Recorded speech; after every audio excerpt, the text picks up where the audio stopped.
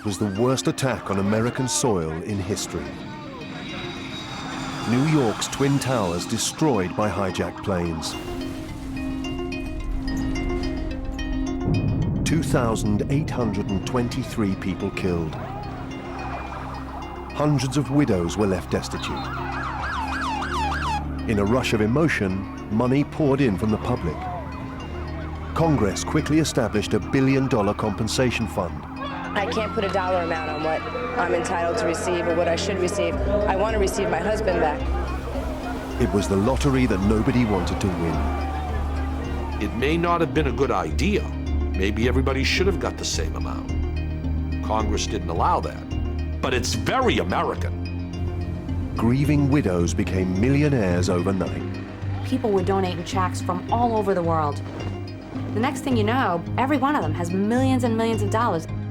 Others ended up with nothing. I've lost 5 years to this injustice. And it's not about the money, it's about who we were as a family. For many women, the money became a curse. The public must feel that these families have been taken care of and everything worked out great, not realizing that in many cases, things worked out horribly. These women were given millions of dollars. Some of them just couldn't deal with it. The last thing they needed was a massive check.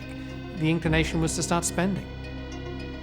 This is the story of the millionaire widows and the money that would destroy their lives again.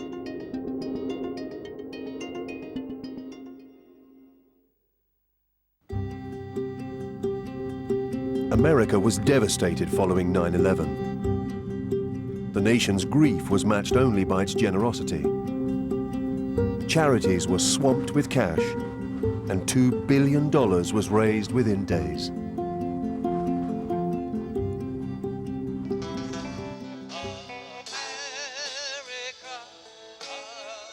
By contributing now, you honor the spirit of America. That is brotherhood. That is America. It wasn't only the public that gave generously. Congress set up a compensation fund and raised $7 billion.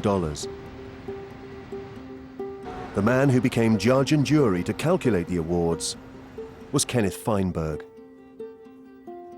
It was very difficult at the beginning. You see, the program was established 11 days, so soon after 9/11, when emotion was still so raw that irrational comments were the rule, not the exception. The average claim that we are paying is a little over $1.6 million, tax-free. Widows could claim as much as $7 million, but only if they agreed not to sue the World Trade Center or the airlines. That was the key trigger that led to the legislation. Well, if we're going to prevent people from suing in court, we better provide them a viable, generous alternative. That was the 9/11 Victim Compensation Fund. Victims' families, still consumed by grief, condemned the $1 million payouts. This is an American disgrace, and that's why this bill should be thrown out. Just here to represent the families, to fight for our rights that have been taken away. Ordinary women were thrust into the media spotlight. Some struggled to cope with the money and became front-page news. One widow's spending spree even turned her into a media celebrity. The Kathy Trent story was suddenly everywhere. I suspect might have created a fair amount of resentment amongst many ordinary September 11th widows who were getting on with their lives, who were trying to, to be careful with their money, and she was giving them all a bad name. The media frenzy hit new heights when Kathy appeared on the hit chat show, Oprah. Unusually, the New York housewife was treated like a celebrity and was the focus of an entire show. This New York widow is making headlines. I think I have 300 pairs of designer shoes. This was $4,000. Pool table was $20,000. Her shopping addiction, the multi-million-dollar controversy. Do you regret spending the money or not? Kathy is one of the loneliest people I've ever met. In the middle of the night when she wakes up in her double bed, surrounded by all these possessions, she just has this emptiness because that's really not what she wants. What she wants is her husband back. Kathy even became a national news item on a special NBC report. You may have heard about Kathy Trant. Recent press reports have mocked her for spending some $5 million, everything from fancy shoes to exotic trips to breast augmentation surgery. They say that you blew $5 million.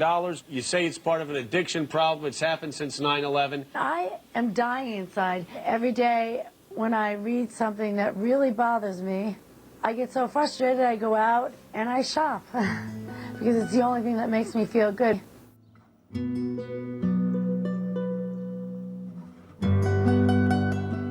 Kathy Trant's not the only widow whose life's been wrecked again by money. Eileen Siri has faced resentment since she bought a sports car with some of her cash.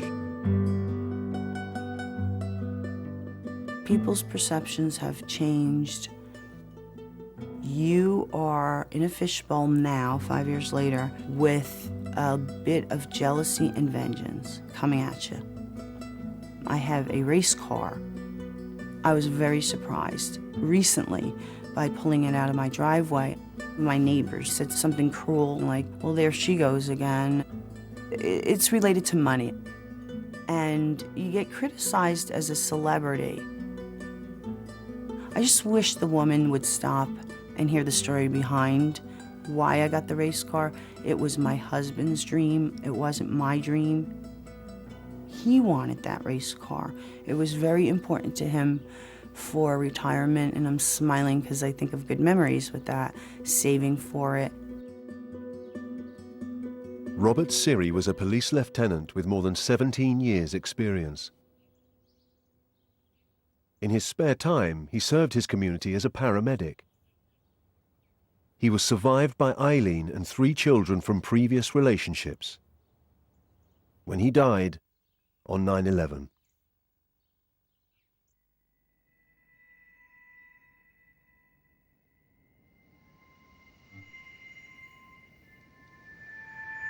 Eileen and Robert were going through their morning routine. They'd lived together in New Jersey for 10 years. I remember it like yesterday. If I could have 5 minutes to say goodbye, you know, saying goodbye that morning was a regular goodbye. I was still laying in bed. He got out 5 o'clock, 5:30 in the morning to get there for 6. So he'd give me a, kiss on the cheek, and I go, like that, and see you later. By 6 o'clock, Robert arrived at his police station, a mile away from the Twin Towers.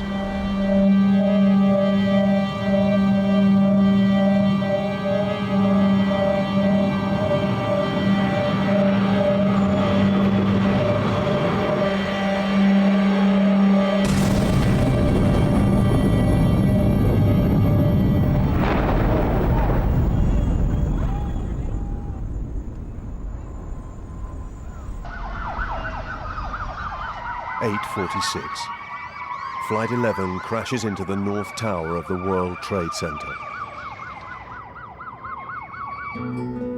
Eileen was on her way to work when she heard the breaking news. Her immediate thought was for Robert's safety. It felt like the longest ride in the world. I want to get to my desk to page him, and call him. No one answered. So you knew they were all out, they emptied out.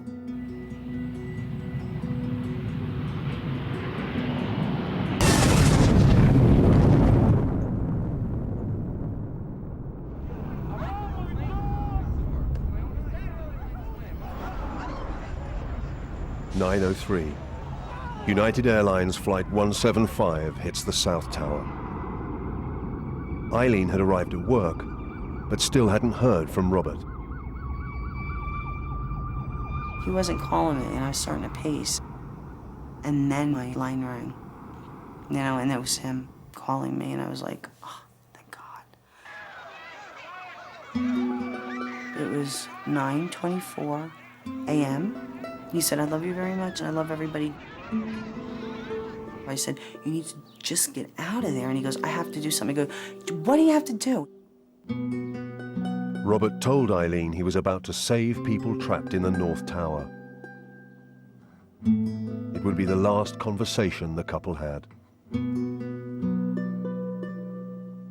He sounded very confident, you know, very, very confident. I said, just be quick, I love you, I'll see you home tonight. I love you very much, and that was it. And I thought I was gonna see him. I thought I was gonna see him.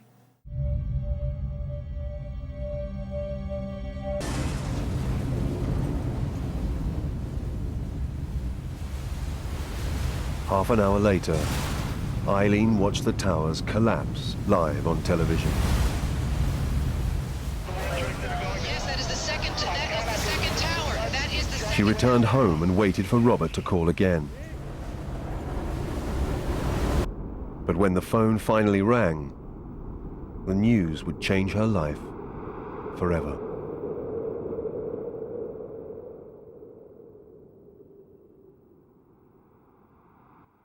I got my call. Mrs. Siri? Yes. Your husband, Lieutenant Robert Dominic Siri, sorry to tell you his listing is missing in action. The whole room went dead silent, except for the blaring of the TV. And I just don't remember anything after that. I actually blanked out.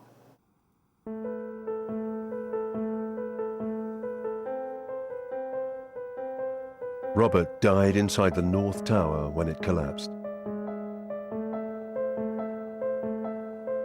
His body wouldn't be found for another 5 months. When her husband's life was valued at $1.5 million, Eileen rejected the offer as blood money. Congress did a 3 a.m. session. When the country was horrified, still at Ground Zero fires were burning, and I felt like they were covert and sneaky, and it was really targeted to bail out the airlines. Eileen wanted justice for Robert, but her decision to file her own lawsuit would destroy the family instead.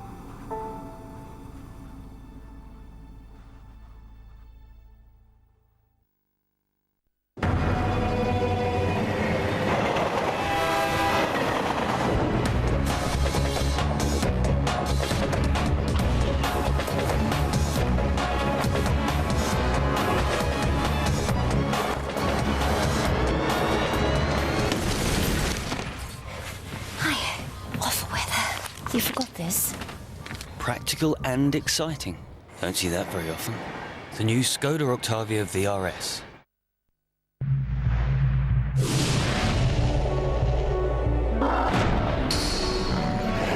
For thousands of years, we managed to communicate perfectly well without wires.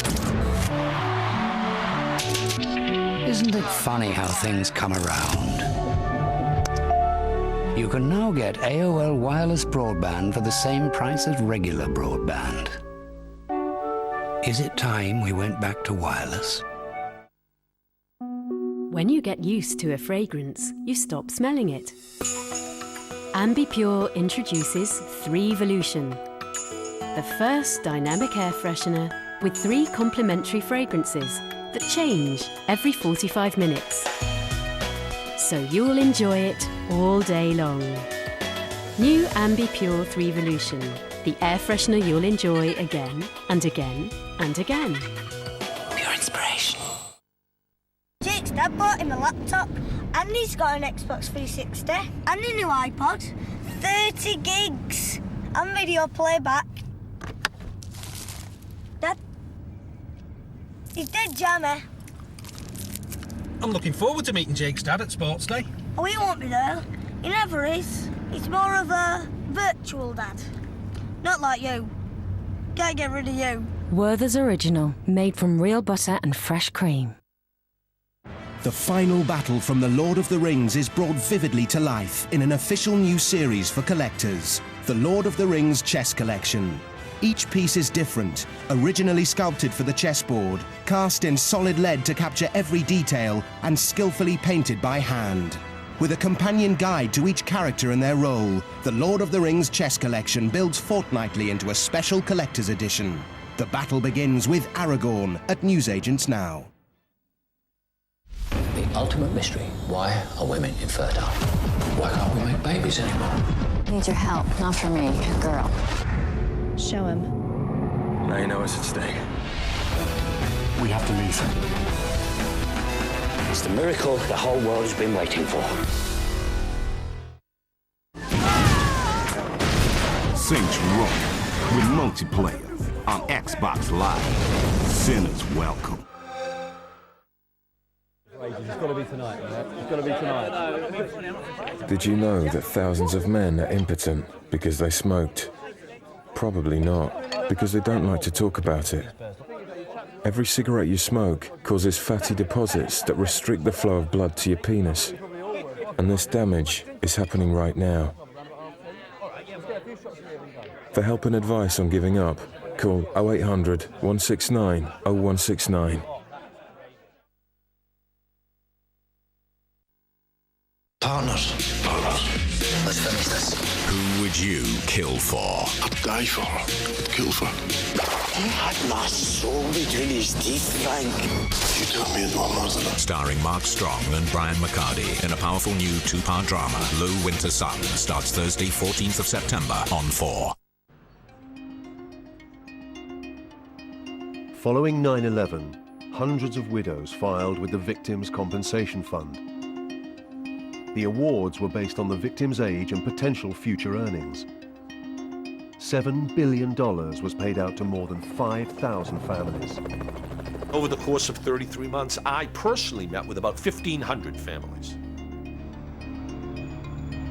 In calculating awards, I had to take into account, by law, pain and suffering. That was the first requirement. The second requirement was that I must take into account the economic circumstances of each claimant. The dependents of cleaners through to stockbrokers received between $250,000 to $7 million. The widows of high earners became instant millionaires. I'm not placing a value on the intrinsic moral worth of any victim. I'm not saying that Mr. Jones, who died, was worth more as a human being than Mrs. Smith. I'm judge and jury. That is my job.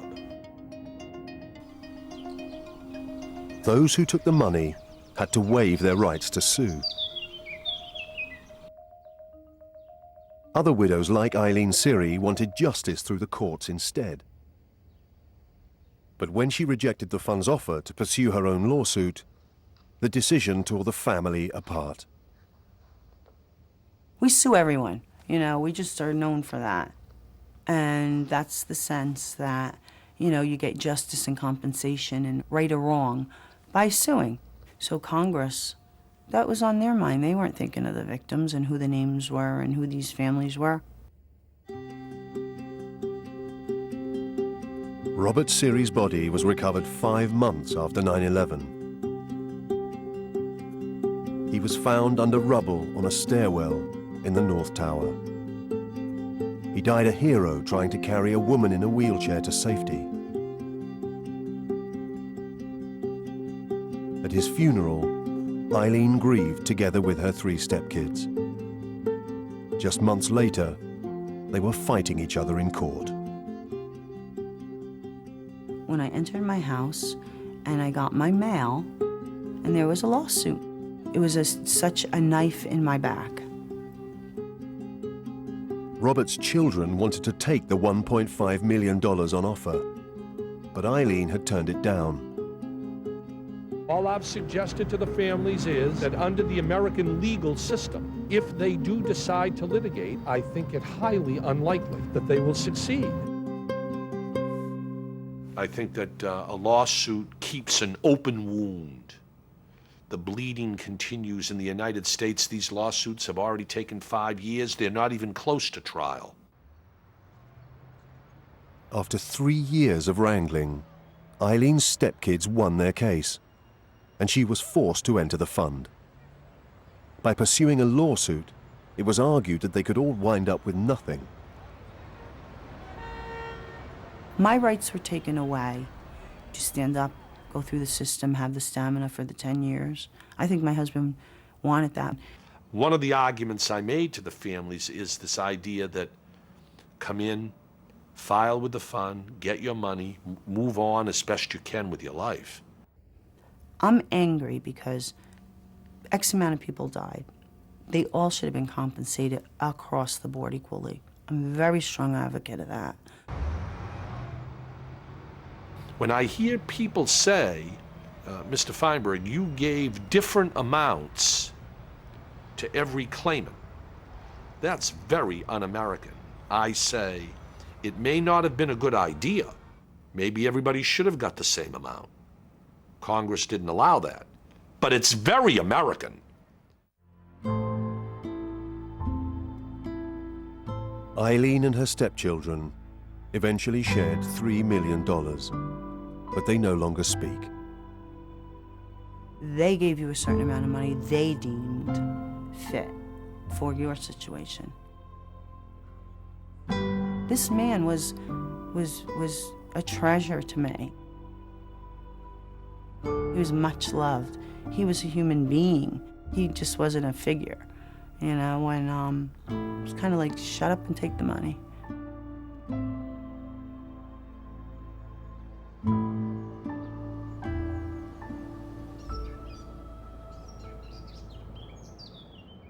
Is that? Halt!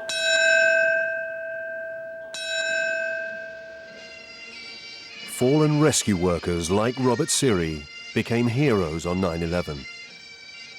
America was captivated by their bravery, and millions of dollars was donated to their widows. The firefighters who survived became instant celebrities. Cast us in a light that I would say transformed us as municipal firefighters into the nation's army. I remember going in uniform, just walking down Fifth Avenue on my way to St. Patrick's Cathedral, and people walking up to you and thanking you. Maybe it was reminiscent to what servicemen felt during World War II. They've brought honor to the department, lifted immediately the spirits of an entire country, and we will continue to honor them forever. More than 200 new charities were created. $1 billion was raised for the widows of firefighters alone. I wasn't surprised at the contributions. What I was surprised at was the amount, the large numbers. I knew people would be generous, but the kind of money that came into so many different charities, you know, for families of, especially for families of police and fire and emergency workers, I thought was overwhelming. When firefighter Martin McWilliams died, his estate received more than $2 million. He left behind paramedic Lisa Goldberg and their baby daughter, Sarah. I think she was the best thing that came my way since he's not here. She's part of him. He didn't leave me here alone. We decided to start moving ahead by purchasing a house because we lived in an apartment, and we were making plans. On September the 11th, Lisa's whole world was turned upside down. And this is what it's like on Hoover Avenue. He gave me a kiss, said I love you. That was our thing. You can't go to sleep without saying I love you. You can't hang up the phone. I mean, especially with the jobs that we do. Martin's firehouse was 8 miles away from the Twin Towers. And he walked out the door, and I remember he's wearing a green t-shirt with jeans. And I just remember that.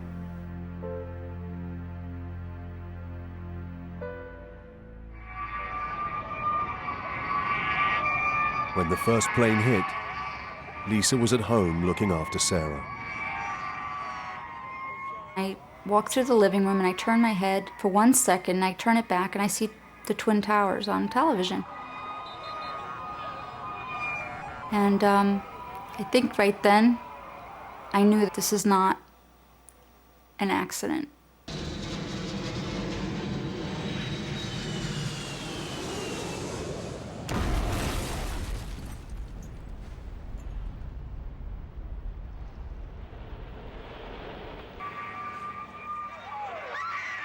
Martin and hundreds of other firefighters rushed to the scene.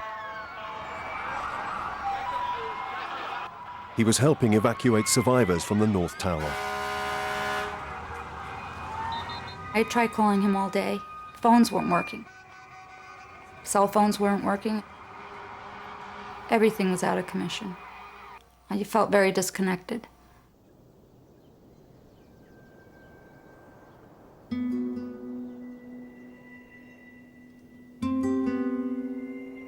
I kept on begging him, please come home, you know. He's usually prompt, and he didn't show up. I was getting phone calls from his family. You know, did he call? Did he call yet? You know, it's not like him not to call.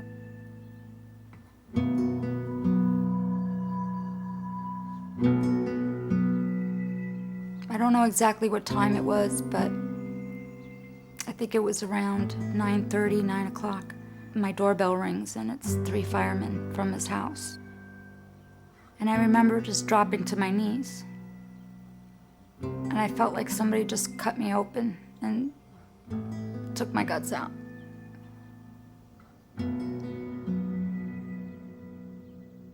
Martin was crushed to death as he ran from the North Tower. His body was found just yards away from safety.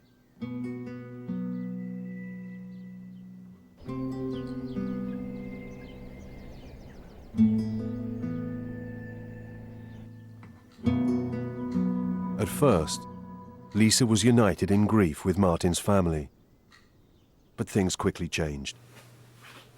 I think I knew I was in trouble the first week. The whispers, the things that were said, and I didn't understand. Couldn't wrap my head around it yet, but I knew something was coming. Actually, one of the firefighters told me, take pictures of everything he's got, all his clothes, everything in your house. And I said, why? I don't understand why. Martin's estate was entitled to $2 million, but there was no will. As a domestic partner, Lisa didn't have the same rights as the widows of other firefighters. Sarah would get everything as his next of kin, but the McWilliams family wanted to control the money. Stop your squirming. Could clean your ears. Mom yells at me if I don't clean your ears good. I knew that his family wanted to become guardian of Sarah's property, and I knew that there were issues about the pension, and I knew there were going to be issues about this victim compensation. So I already knew that I was sinking fast. I see trees. When Lisa applied for money on Sarah's behalf, Martin's mother filed an objection with the fund. She denied her son was in a relationship with Lisa. Martin McWilliams was not engaged to nor married to Lisa Goldberg, and it was not his intention to include her as a beneficiary. I, along with my children, were named beneficiaries on all of Martin's McWilliams papers. I believe I should act as the personal representative for Sarah McWilliams. You want to show off what you're wearing? In 2004, Sarah was awarded $2 million and her dad's pension.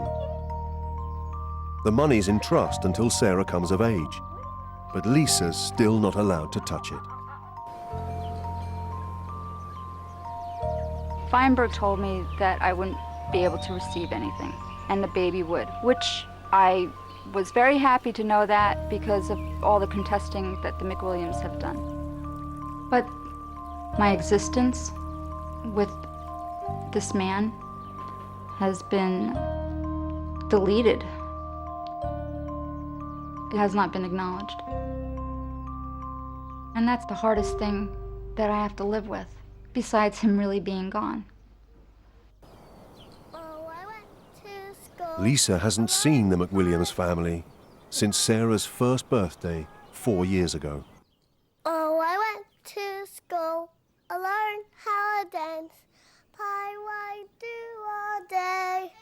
My teacher said... Sarah has pictures of her dad, and I tell her little stories. Sometimes she lays down and she says, "Okay, Mom, tell me a story about Dad." So I tell her. Oh, I went to school. I learned... His shirts that he used to wear outside, he used to smell like the earth. I have them hanging up. He's very much a part of this house. Each month, Lisa must apply to court to access her daughter's funds. Because of this whole situation, if you ever need anything, you have to ask permission. So if you decide to take your child on a trip, you will go on your trip, but you will go around collecting receipts. So I don't touch these monies because I don't have time to run around collecting receipts. My child is not a business.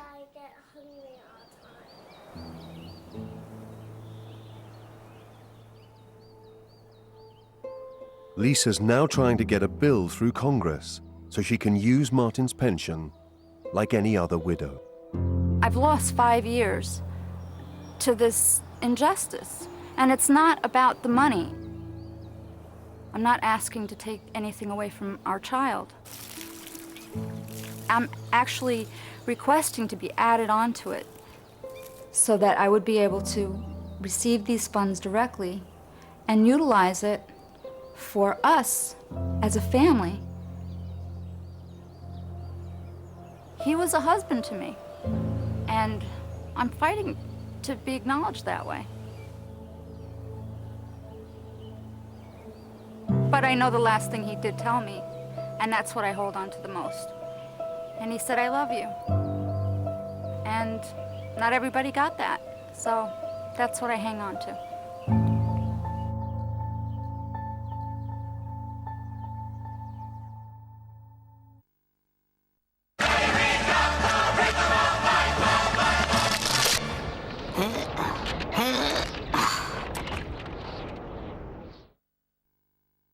Tesco Car Insurance. Buy before the 10th of October and Club Card customers can receive up to £80 cash back. That's money you could put towards fueling the family car. Or just fueling the family, come to think of it. Tesco Car Insurance. Every little helps. In the future, everyone will protect their eyes from sun damage just like they protect their skin.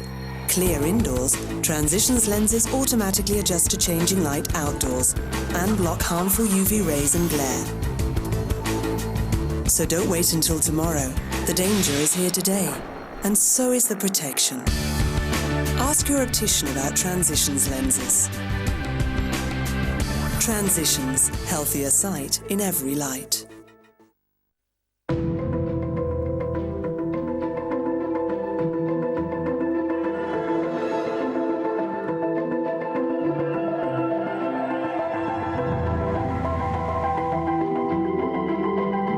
There's no need to be superstitious when you have Hiscox Home Insurance. Nearly half the claims we pay would not have been covered by a standard insurance policy. This week's Closer has a very special formula. Find out about Jordan's fears for Seven-Stone Harvey. Plus, Colleen reveals her vampy side. Plus a free copy of First, the new weekly magazine. Celebs plus real life, plus a free copy of First equals this week's Closer. At Homebase, Dulux Pure Brilliant White 5 litre emulsion is now 3 for the price of 2. That's just £8.66 per tin. Homebase, make a house a home.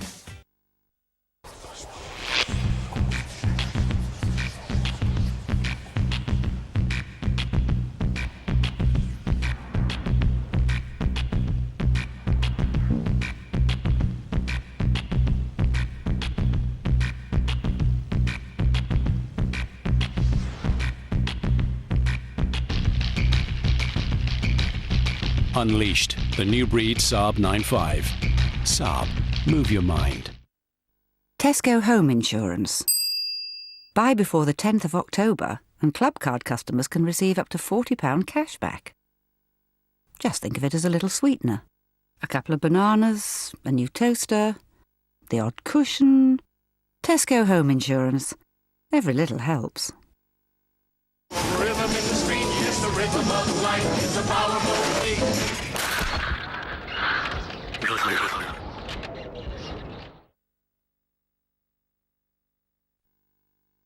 They had the perfect life. I do love you, darling. But beneath every paradise lies desire. Here's to being the only one. Julianne Moore and Dennis Quaid star in the network premiere of an award-winning film, Far From Heaven, Saturday at 9:15 on 4. Millionaire widows were headline news, but certain stories were turning public opinion against them. Some were seen as grasping, unsatisfied people claiming a monopoly on grief. Others were perceived as lottery winners who just wanted more. Several unfortunate stories were exploited. We had one widow who maybe bought a more expensive house. Well, she lost a husband. People gave her hundreds of thousands of dollars. Is it such a bad thing to buy a better house for your children? I don't know. Maybe it's human nature. I don't know. Jealousy comes out in different forms. One story captured the public imagination more than most. Firefighters leaving their wives for the millionaire widows of their dead friends. And why would some of New York's bravest firefighters who risked their lives on 9/11 betray their own families? One New York tabloid calls it a dirty little secret. 8 firefighters left their wives for 9/11 widows, some of whom they had been counseling. To understand the story of the firefighters running after the widows, you have to understand the New York Fire Department. The widows of firemen who were killed were assigned brother officers to look after them. And in fact, what actually happened was that rich, lonely widows were spending an awful lot of time with guys. In a way, it's not extraordinary that it happened. It's extraordinary that it didn't happen more frequently. When Madeleine Bergen's husband, John, died on 9/11, she became a firefighter widow. John was a hero and had a street named after him. Madeleine got $1 million payout and got on with her life by marrying her liaison officer and John's best friend, Jerry Koenig. Madeleine and Jerry's story was a huge story. It was all over the front pages. It dominated the headlines for days on end. It was a source of enormous shame and controversy for the fire department. These guys have been portrayed as heroes. Suddenly this guy dumped his wife and ran off with a rich widow. Jerry left his ex-wife Mary after 10 years of marriage. Before 9/11, the couple's dream was of a place in the country. He wanted a big, huge piece of land, and he wanted to build his own home. And we finally found this piece of property that we're in now. We were supposed to move from Staten Island to this piece of property upstate on September 12th. Jerry Koenig and John Bergen joined Rescue 5 Squad on the same week, and the two men were inseparable. When John died, firefighter widows like Madeleine received donations straight away. The next thing you know, these women have millions and millions of dollars, and they are spending it inappropriately. Who could buy a better pair of boobs? Who's, had a nicer house? And some women are actually running out of money now because it's just, keep up with the Joneses. It's keep up with the 9/11 widows. By the end of September, Mary had moved upstate, but Jerry was still comforting Madeleine. By October, he was already lying about her and saying he was in one place and he was in another. And the whole time, they were, having an affair.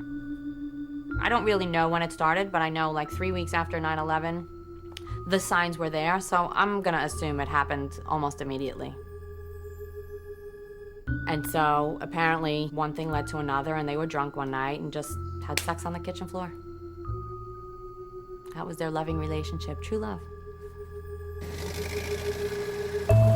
When the Koenigs divorced, Mary had no alternative but to keep on living the dream. We never did get that log cabin, but I do have this beautiful trailer. This is our field of dreams. This is all my debris from replacing the roof. This is actually a 16-foot wide trailer attached to a fixed foundation. Very attractive. This deck is illegal. Every day when you walk in, you're like, okay, what's gonna fall apart? The other day I moved a piece of furniture and the floor under the furniture was gone. This room is just used for storage now because all the other rooms are flooded and the ceilings have collapsed, so we just use this one for storage. I don't know. It's either gonna be condemned or we're gonna fix it. For a while, Mary Koenig was one of the lucky ones. Her husband, Jerry, a New York firefighter, made it through 9/11 alive. Newspapers call it a betrayal, and women like Mary... Jerry and Madeline have never spoken publicly about their relationship. Instead, they instructed their lawyer to talk on their behalf. Jerry had consulted with me prior to 9/11. He said that the marriage was deteriorating. They had problems for several years. After 9/11, he reevaluated his life and realized that he had to make a decision to end the marriage. He can say whatever he wants. His actions said a different thing. And if he really wasn't happy, then before hopping into Madeline's bed and sleeping with her and parading around with her for months and months, he should have come to me and said, hey, Mary, I'm not very happy and I want out. Jerry's relationship with Madeline is not premised on any money that she received from the fire department. I mean, they have a mutual respect, love, and admiration for each other. And I don't think Jerry was tempted at all by any money that Madeline had received. I always think that if I won the lottery, I would know exactly what not to do, and I most certainly wouldn't pay $5 million for someone else's husband. I think that she did not know what to do with the money, and in a sense, she paid to have him be there for her. Whether she admits it or not, she bought him. And if I had $5 million, I think I could do a little bit better than him.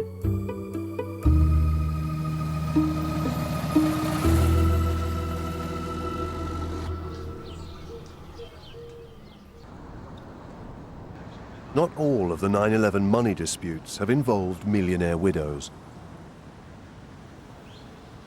Most are between families of unmarried victims who died without wills. One thing I learned from the administration of the 9/11 fund, everybody should have a will that corroborates the intention of the deceased as to what she or he wants done with her estate. And one of the problems we had in the 9/11 fund is that only 20% of the victims had wills. One quarrel pitted a gay woman against her partner's brother. Margaret Cruz and Patricia McEnany were together for 18 years. Just weeks before 9/11, they celebrated their anniversary in Las Vegas. I had mentioned to Pat about having a will, and she became very upset. She didn't want to speak about a will. Had a will been put in place, it would have been another world. Things would have been totally different. The two women lived together upstate in Rockland County. On September the 11th, Patricia left for work before Margaret. That day started out with Pat, my hearing the garage and her leaving,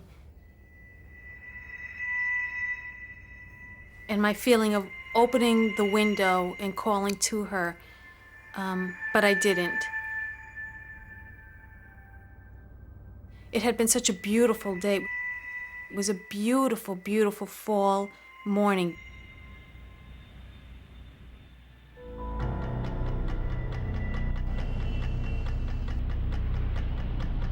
Patricia worked as an insurance clerk on the 94th floor of the World Trade Center.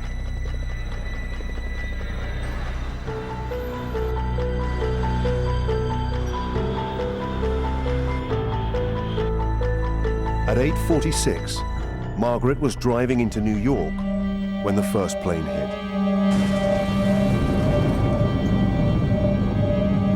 The impact tears through floors 93 to 99 of Patricia's building.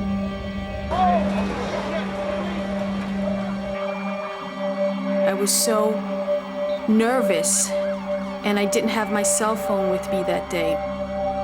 I got out of my car when I noticed that the woman behind me had a cell phone. I went over to her car and begged her to please use her phone. I dialed Pat's office.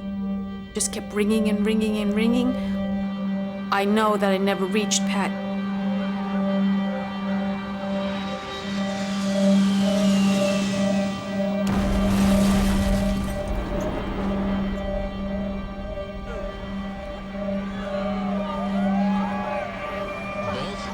Of the World Trade Center on fire.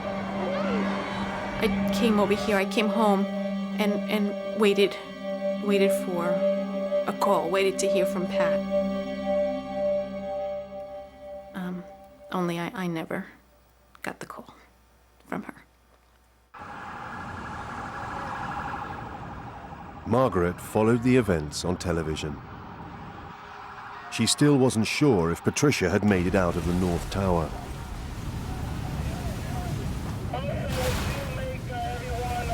At 10:28, she watched the building collapse in front of her.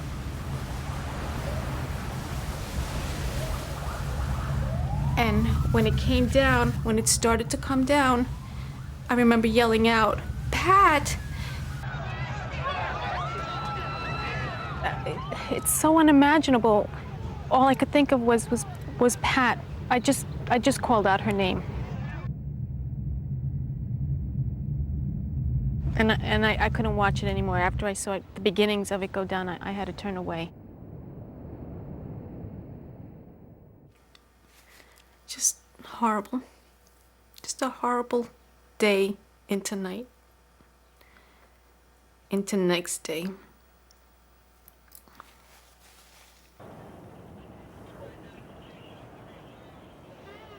Margaret was Patricia's life partner.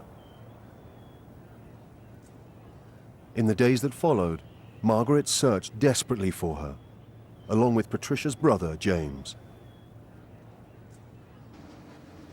In the beginning, it was like a family. We were all together in this, trying to do whatever it took to find her. But that didn't last very long. When finances came into play, her brother took on a different tone with me. Very much wanted to control the situation, control what was going on. And as more money issues came up, just dissolved more and more and more. Patricia's firm set up a charity for the dependents of their dead employees. Consumed by grief and unable to work, Margaret turned to them for help. A few weeks later, received a call from the company saying that there's an application by James McEnany, and that upset me so much. I yelled at him and said, "Why are you filling that out when it wasn't meant for you? It was meant to help me." How could you dare do this? When James's claim was rejected by the company, he turned to the Victims' Compensation Fund and got almost $300,000. The brother, just by virtue of being a blood relative, was able to file the claim. He did not include Margaret in any calculations, did not list her as a beneficiary, did not state that Patricia lived in a two-person household, basically filed the claim as if his sister were single and had never been in a relationship. In 2003, Margaret filed her own application with Kenneth Feinberg. So he said that he recalculated it and increased the award by almost the same amount.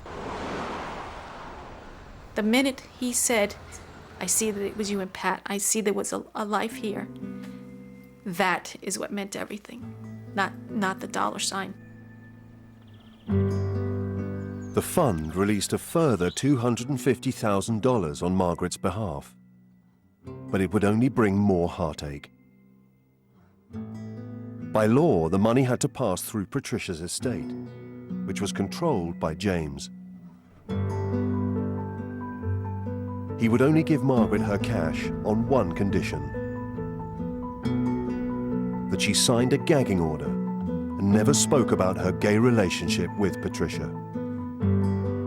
It was the most hurtful and insulting thing for money. I immediately said, no, you don't get to tell me what I can and cannot say about someone who shared her life with me. And I refused. I refused to sign anything like that. Instead, Margaret would take James to court to try and win back the money that was hers, even if it meant 3 more years of suffering. There was no way that I was going to let someone else profit from the loss of someone, especially when the additional funds were increased for me. I was going to fight it as long as it took. That's how it was going to be.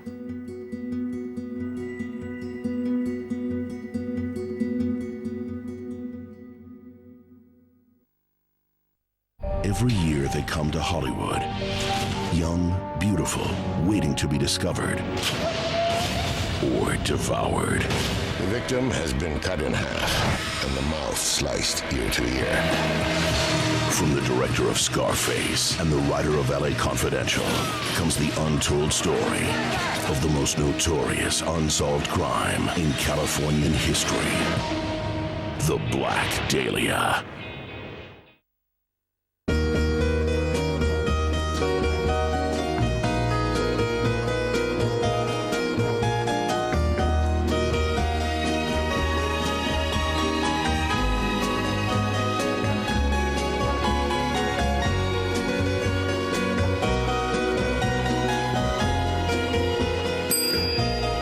Fashion in pence, not pounds. Florence and Fred at Disco. An epidemic is upon us. People everywhere are going to extreme lengths to get home from work.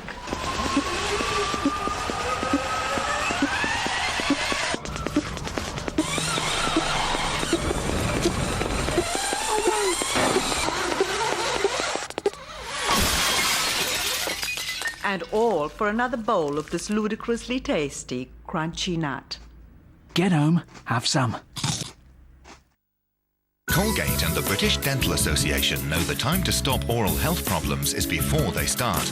Together in partnership, each year we make September Oral Health Month. We're providing educational materials. For further information, please call or visit our website. Improve your oral health now. I said a bungee jump. The most scary thing I've ever done. We're going on a banana boat in Lanzarote. I said to him, dream on. You're not going to catch me. Rolling up and down. I wonder, silver line or black granite? Burgundy, cream or black? Burgundy. What? The nails. I thought you said up peach. With up to half price, plus VAT-free sale prices, this new space kitchen is under £3,000. MFI. You dream it, we'll make it happen. I park in the company car park. Good. How often do you drive to work? 3 times a week. Good. That'll help your insurance quote. See how much an RAC motor quota could save you. For a tailored quote, call 0800 133 233 now. What's more, with only 35,000 car insurance policies including RAC roadside cover left, now's the time to join.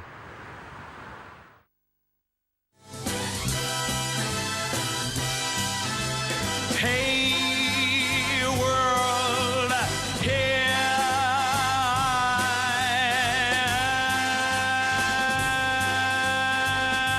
I am. Don't tell me not to fly, I've simply got to.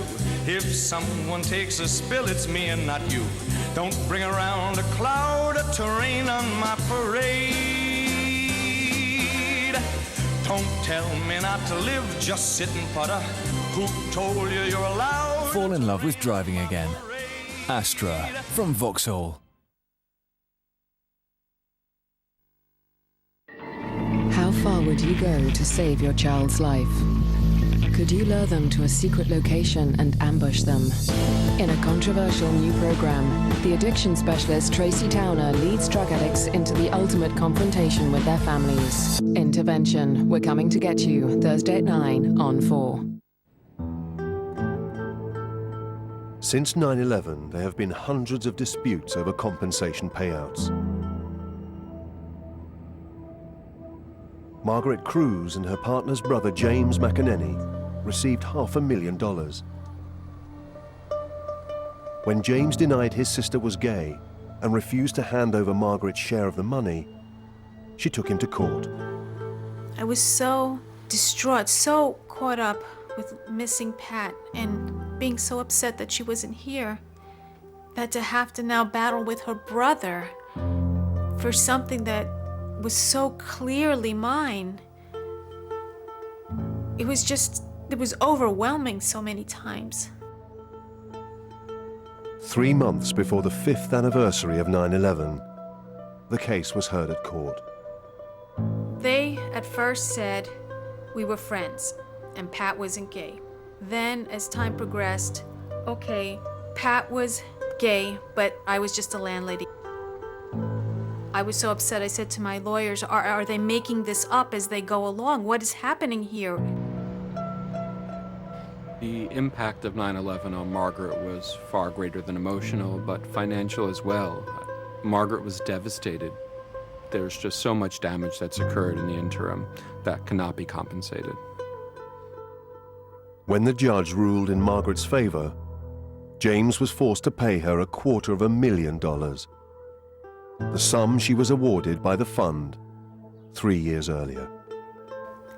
This woman loved me very much. She would never have tolerated this, ever. It wasn't as though I ever tried to take all the money or take his money, but when it was very clear that they increased it and I was fine with the increased amount, how do you justify to yourself that, yes, that's mine too?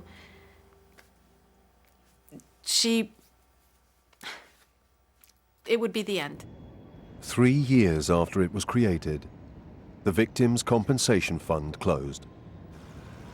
During that time, 97% of the families shared $7 billion. It was something I'm glad I did, and personally, listening to these families, hearing their tales of woe and the grief that they were suffering, and the frustration, couldn't help but have an impact on me as a human being. Today, there are about 65 families that considered their option and decided to litigate. And there were about 8 families overcome by grief. They sat on their hands, they allowed the fund to expire, they never sued, they did nothing. 5 years on from 9/11, many of the widows have yet to come to terms with their grief.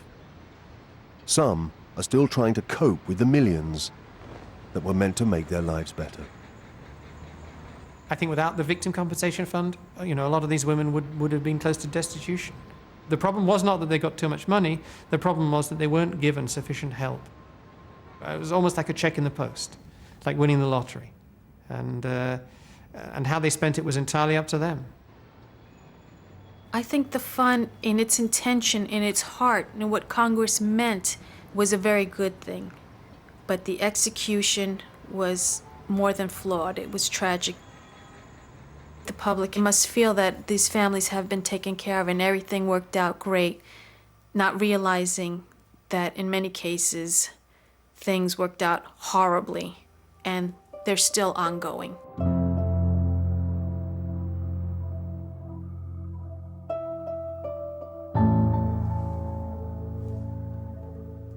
You can find out more about how terrorism has affected people's lives on our 9/11 site at channel4.com/health.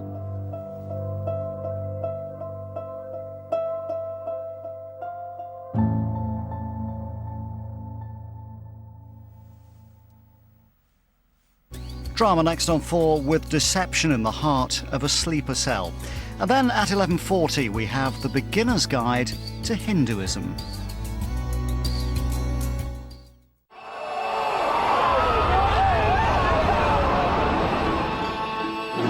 are turned into the dust that we breathe. My wife died in a World Trade Center. I interviewed your wife just last week. The 9/11 Liars, next Wednesday at 10 on 4. And at More Than, you also get a 10% discount on your car insurance when you call. Phone 0800 300 800 or visit us online. Ta-da! I call this grilled asparagus and parma ham with Philly and lemon sauce. What's in it? Clear Indoors transitions lenses automatically adjust to changing light outdoors and block harmful UV rays and glare. Transitions, healthier sight in every light.